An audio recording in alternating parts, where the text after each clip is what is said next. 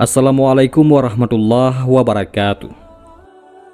Abdurrahman bin Abu Bakar adalah sahabat Nabi yang juga merupakan anak dari Khalifah Abu Bakar dan memiliki adik kandung bernama Aisyah radhiyallahu anha, yaitu istri Rasulullah sallallahu alaihi wasallam. Tidak seperti keluarga lainnya yang terlebih dahulu memeluk Islam, Abdurrahman memeluk Islam setelah terjadinya Fathul Makkah. Ia merupakan lukisan nyata tentang kepribadian Arab dengan segala kedalaman dan kejauhannya. Ayahnya adalah orang pertama masuk Islam, yakni As-Sabiqun al-Awwalun, yang memiliki corak keimanan tiada tara terhadap Allah dan Rasul-Nya. Ayahnya lah sahabat yang bersama Rasulullah berada dalam Gua Sur ketika Allah Subhanahu wa Ta'ala memerintahkan kepada kaum muslimin untuk berhijrah ke Madinah. Tetapi Abdurrahman termasuk salah seorang yang keras selaksana batu karang menyatu menjadi satu, senyawa dengan agama nenek moyangnya dan berhala-berhala Quraisy.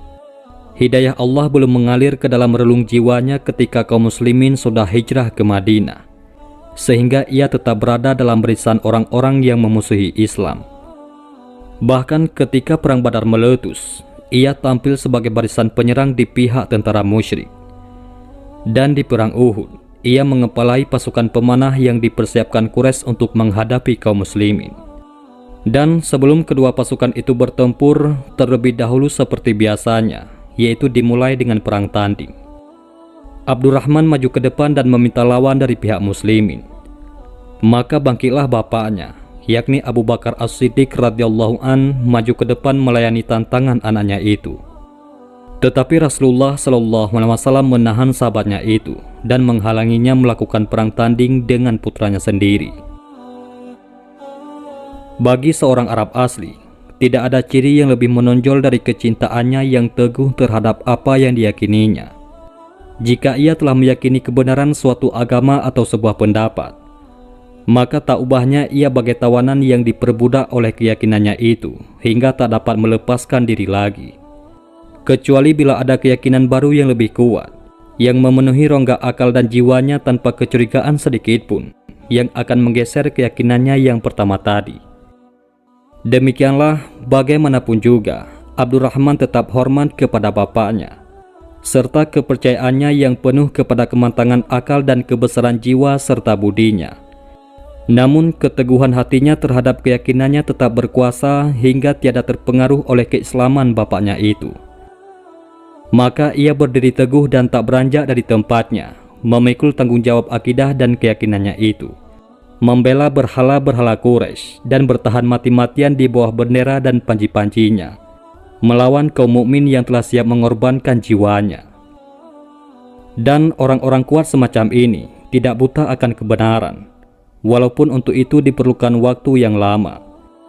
Kekerasan prinsip, cahaya kenyataan dan ketulusan mereka, akhir kesudahannya akan membimbing mereka kepada jalan yang hak dan mempertemukan mereka dengan petunjuk dan kebaikan. Dan pada suatu hari, datanglah saat yang telah ditetapkan oleh takdir itu, yakni saat yang menandai kelahiran baru dari Abdurrahman bin Abu Bakar As-Siddiq. Pelita-pelita petunjuk telah menyuluhi dirinya, hingga mengikis habis bayang-bayang kegelapan dan kepalsuan warisan jahiliyah. Dilihatnya Allah Maha Tunggal lagi esa di segala sesuatu yang terdapat di sekelilingnya. Dan petunjuk Allah pun mengurat makar pada diri dan jiwanya, hingga ia pun bersimpuh di hadapan Allah menyatakan diri masuk Islam. Secepatnya ia bangkit melakukan perjalanan jauh menemui Rasulullah sallallahu alaihi wasallam untuk kembali ke pangkuan yang hak. Maka bercahayalah wajah Abu Bakar karena gembira ketika melihat putranya itu berbaiat kepada Rasulullah sallallahu alaihi wasallam. Dalam suatu kesempatan, Rasulullah sallallahu alaihi wasallam pernah bersabda bahwa orang yang terbaik di kala jahiliyah adalah orang yang terbaik juga ketika ia masuk Islam.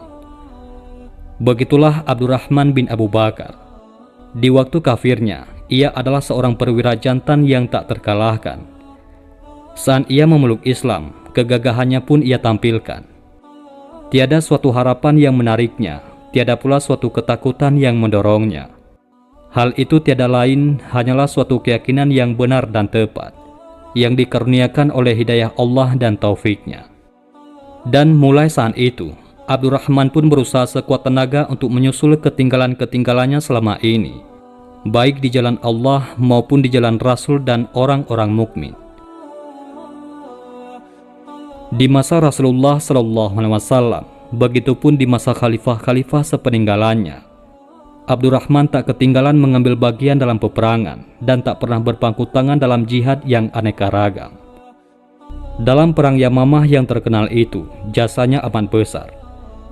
Keteguhan dan keberaniannya memiliki peran besar dalam merebut kemenangan dari tentara Musailamah dan orang-orang murtad. Bahkan ialah yang menghabisi riwayat Mahkam bin Tufail, yang menjadi otak perencana bagi Musailamah. Dengan segala daya upaya dan kekuatannya, ia berhasil mengepung benteng terpenting yang digunakan oleh tentara murtad sebagai tempat yang strategis untuk pertahanan mereka. Tatkala Mahkam rubuh disebabkan suatu pukulan yang menentukan dari Abdurrahman, sedang orang-orang sekelilingnya lari tunggang langgang, terbukalah lowongan besar dan luas di benteng itu, hingga prajurit-prajurit Islam masuk berlompatan ke dalam benteng itu. Di bawah naungan Islam, sifat-sifat utama Abdurrahman bertambah tajam dan lebih menonjol. Kecintaannya kepada keyakinannya dan kemauan yang teguh untuk mengikuti apa yang dianggapnya hak dan benar. Kebenciannya terhadap bermanis mulut dan mengambil muka, semua sifat ini tetap merupakan sari hidup dan permata kepribadiannya. Tiada sedikit pun ia terpengaruh oleh sesuatu pancingan atau di bawah sesuatu tekanan.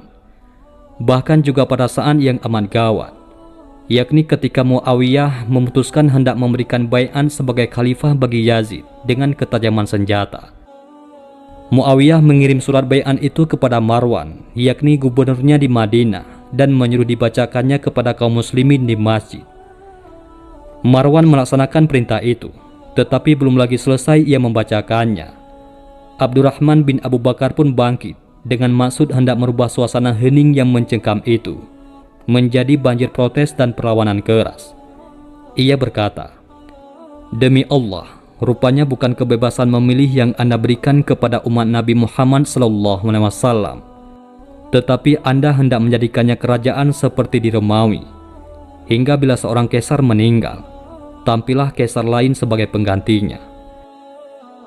Saat itu Abdurrahman melihat bahaya besar yang sedang mengancam Islam, yakni seandainya Muawiyah melanjutkan rencananya itu, akan merubah hukum demokrasi dalam Islam, di mana rakyat dapat memilih kepala negaranya secara bebas, menjadi sistem monarki, di mana rakyat akan diperintah oleh raja-raja atau kaisar-kaisar yang akan mewarisi tahta secara turun-menurun.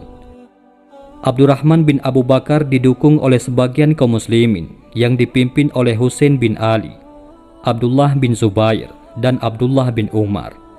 Namun mereka tidak mau berbuat gegabah dan memperingatkan Abdurrahman atas kecaman kerasnya. Tetapi Abdurrahman tidak putus-putusnya menyatakan batalnya bai'an ini secara terus terang. Kemudian Muawiyah mengirim utusan untuk menyerahkan uang kepada Abdurrahman sebanyak 100.000 dirham dengan maksud hendak membujuknya. Tetapi Abdurrahman melemparkan harta itu jauh-jauh. Lalu ia berkata kepada utusan Muawiyah, "Kembalilah kepadanya dan katakan bahwa Abdurrahman tak hendak menjual agamanya dengan dunia." Tatkala ia mengetahui bahwa Muawiyah sedang bersiap-siap hendak melakukan kunjungan ke Madinah, Abdurrahman segera meninggalkan kota itu menuju Makkah. Ternyata Allah Subhanahu wa Ta'ala mempunyai cara tersendiri untuk menghindarkan hambanya dari bencana akibat pendiriannya ini. Karena baru saja ia sampai di luar kota Makkah dan tinggal sebentar di sana, ruhnya pun berangkat menemui Sang Maha Pencipta, yaitu Allah Subhanahu wa Ta'ala. Orang-orang mengusung jenazahnya di bahu-bahu mereka dan membawanya ke suatu dataran tinggi kota Makkah, lalu memakamkannya di sana, yakni di bawah tanah yang telah menyaksikan masa jahiliyahnya dan juga telah menyaksikan masa Islamnya, yakni keislaman seorang laki-laki yang benar, berjiwa bebas dan kesatria. Demikianlah kisah Abdurrahman bin Abu Bakar. Wallahu a'lam bishawab. Mudah-mudahan ini semua bermanfaat. Assalamualaikum warahmatullahi wabarakatuh.